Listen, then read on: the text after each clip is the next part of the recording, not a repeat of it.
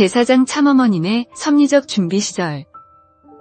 1절 신앙 분위기 속에서 보낸 어린 시절. 정성과 축복의 신앙생활.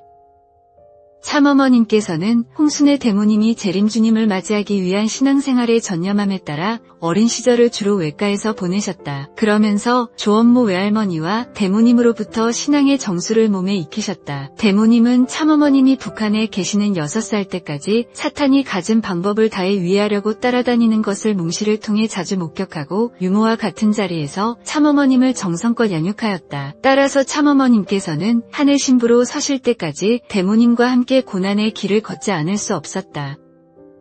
내가 태어나고 나서 한 달쯤 되어 대모님 몽시에 세주님, 김성도 할머니가 하얀 구름을 타고 흰옷을 입고 나타나시더니 순애야, 그 아기를 위해서 걱정했지. 걱정하지 마라. 이 아기는 주님의 딸이고 너는 유모와 같다. 젖만 잘 먹여서 양육하라. 고 말씀하셨습니다. 대모님은 그 명령을 마음에 단단히 새기고 살았습니다. 나는 자랄 때 보통 아기들과는 달랐습니다. 돌 전에 걷고 말까지 했습니다. 말 한마디도 아주 똑똑히 했습니다. 그래서 외할머니도 이 아이는 아무래도 다르다 라고 했다고 합니다. 그렇게 똑똑하고 조금도 허술한 것이 없었다는 것입니다.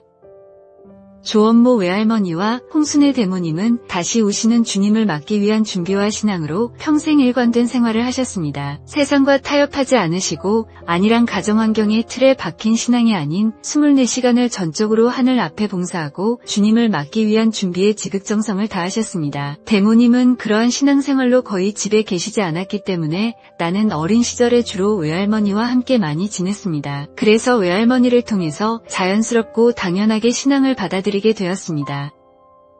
외할머니는 나에 대한 하늘의 뜻을 아시고 내가 세상에 물들지 않고 순수하게 자라서 하늘 앞에 쓰일 수 있는 귀한 딸로서 성장할 수 있도록 큰 공을 들이셨습니다. 항상 외할머니는 나에게 내 아버지는 하나님 아버지다 라고 말씀하셨습니다. 그래서 아버지라 하면 육신의 아버지를 생각하지 않고 항상 하늘 아버지를 생각했기 때문에 하나님을 생각하면 늘 푸근한 느낌을 가졌습니다. 그리고 외적으로 보아서는 사람들이 얼른 이해하기 어려운 환경에서 자랐지만 별다른 불평불만이 없었습니다. 뭔가 늘 나를 감싸주고 있는 듯한 느낌으로 살았으며 항상 여유로운 마음으로 지냈습니다. 대모님이나 외할머니께도 육신의 부친에 대해서나 두 분이 왜 이렇게 사시는지 등의 이런저런 질문을 전혀 안 했습니다. 육신의 부모에 대한 원망이나 불만은 내 일생에 전혀 없었습니다. 내가 평안남도 안주에서 6세 때까지 지냈는데 6년 동안 대모님 몽시에 늘 사탄이 나타나서 나를 죽이려고 따라다녔습니다. 그래서 대모님은 꼬박 6년 동안 사탄과 싸우셨습니다. 그런데도 깊은 뜻은 모른 채 왜 사탄이 이렇게 쫓아다니며 아기를 죽이려고 하는가 라고 이상하게만 생각했었다고 합니다. 대모님은 세수교회와 성주교를 찾아다니셨고 마지막으로는 복중교에서 재림주님이 오실 것을 고대하며 기도에 심취하였습니다. 그때 내가 4세쯤 되었는데 나도 대모님을 따라서 경배를 하는 등 정성을 함께 드렸습니다. 아침과 저녁에는 공식적인 경배 시간이 있었는데 각자 묵상기도를 드리다가도 자주 경배를 하였습니다. 이남으로 내려오던 6세까지 그 생활은 변함없었습니다. 나의 어린 시절은 주님의 신부가 되기 위한 사람으로서 성별을 위한 기간이었다고 생각됩니다. 본래 내 성격은 외향적이지 않았고 세상에서 떨어져 자기 자신의 세계를 즐기는 편이었습니다. 참아버님께서도 외할머니나 대모님에 대해 천정의 도리를 나에게 이어주기 위해서 신골이 녹아나는 것도 개의치 않고 일편단심 하나님 앞에 절대 복종하고 절대 순종하는 길을 갔다고 말씀하신 적이 있습니다. 그리고 나를 별의별 유혹의 환경과 접하지 않도록 하기 위해 하늘이 세상과 떨어져 성별 생활을 시킨 것이라고 하셨습니다. 월남 후 전쟁과 순환 극복.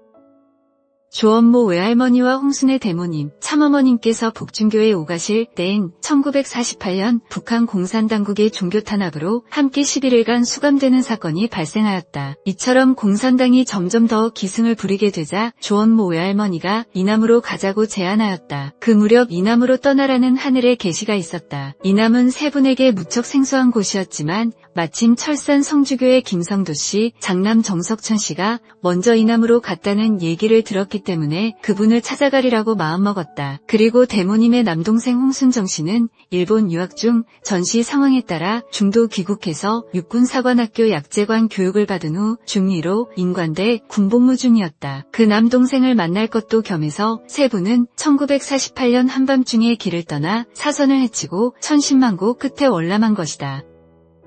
내가 안주에서 살고 있었을 때 대모님은 신앙적 열정으로 거의 집을 비우셨습니다. 이런 상황이라서 나는 줄곧 외가 식구들의 보살핌을 받으며 자랐습니다. 기독교 신앙을 하던 아버지는 공산 당국의 위협을 피해 1946년 부득이 먼저 월남하였습니다. 그 무렵 아버지가 집으로 찾아와 대모님에게 함께 떠나자고 한 일이 어렴풋이 기억납니다. 공산 치하의 신앙은 매우 어려운 일이었습니다. 조원모 외할머니는 남한에 있는 아들 홍순정 외삼촌을 만나기 위해 대모님과 나와 함께 남하의 길을 떠나셨습니다. 우리 3대 모녀는 남하 중에도 주님을 향한 경배를 올렸습니다. 홍유일 외할아버지는 평양이 에덴궁이라는 계시를 받고 이를 지키기 위해 남으셨습니다. 그 후 더 이상 만날 수 없었습니다.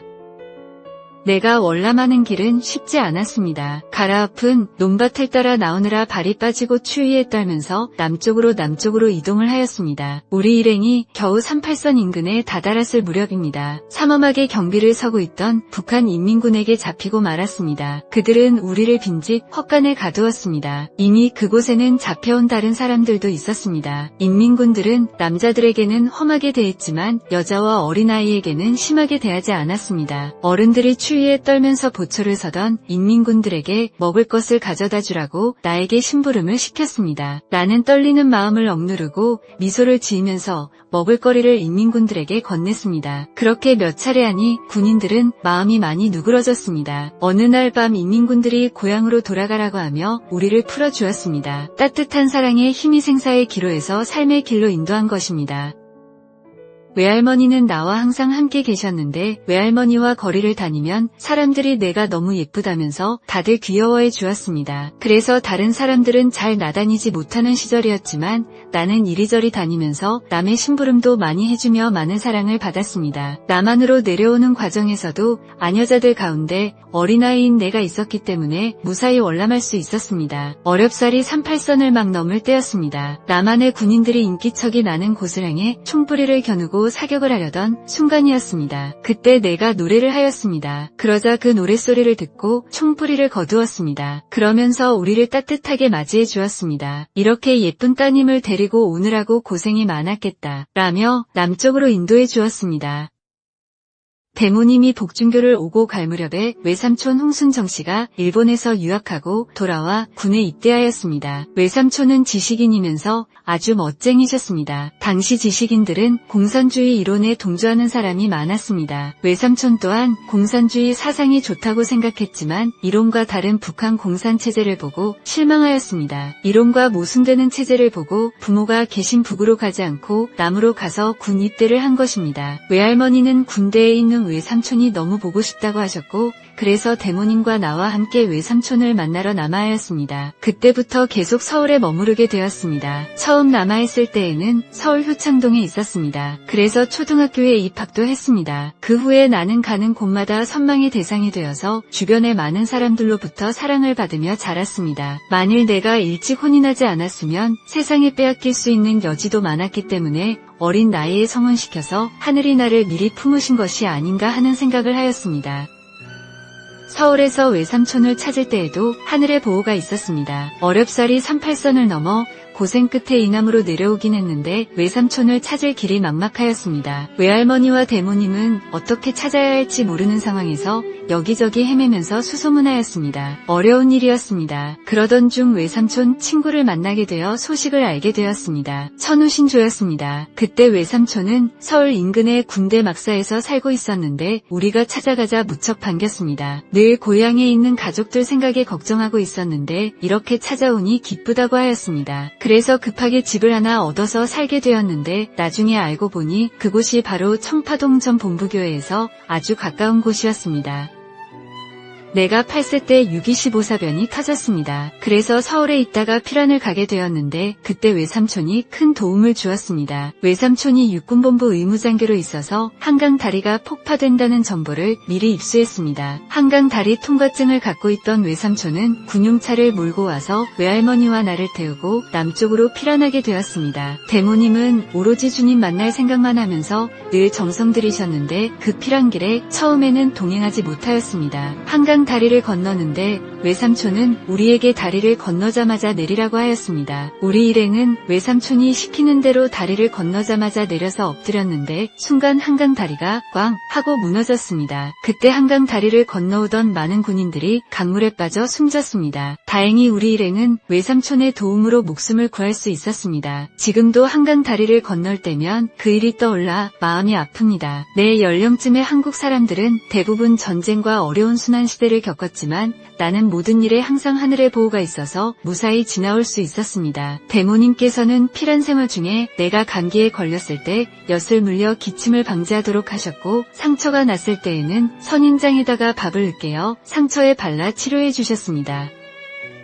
우리 일행은 1950년 6월 28일 새벽 3시 한강 인도교가 폭파된 이후 남쪽으로 피란을 떠났습니다. 그리고 전라도 쪽 군인가족 피란 수용소에서 머물다가 9.28 서울 수복 후에 귀경해서 빈척 한가옥에서 지냈습니다. 그러던 중 중공군이 개입함에 따라 서울은 또다시 공산군의 수중에 떨어지게 되었습니다. 그래서 1951년 일서후퇴 때 다시 피란길에 올랐습니다. 군인 가족은 다른 피란민들보다 먼저 특별열차를 탈 수 있어서 급편에 서울을 떠나 대구로 내려갔습니다. 그때 육군본부가 대구로 옮겨오면서 그곳에 근무하던 외삼촌 집 인근에 거주하였습니다. 나는 이러한 피란 노정에서 언제나 하나님이 함께하심을 실감했습니다. 하나님은 북한에서 남한으로 내려올 때도 남한에서 피란 와중에서도 늘 보호하셨습니다.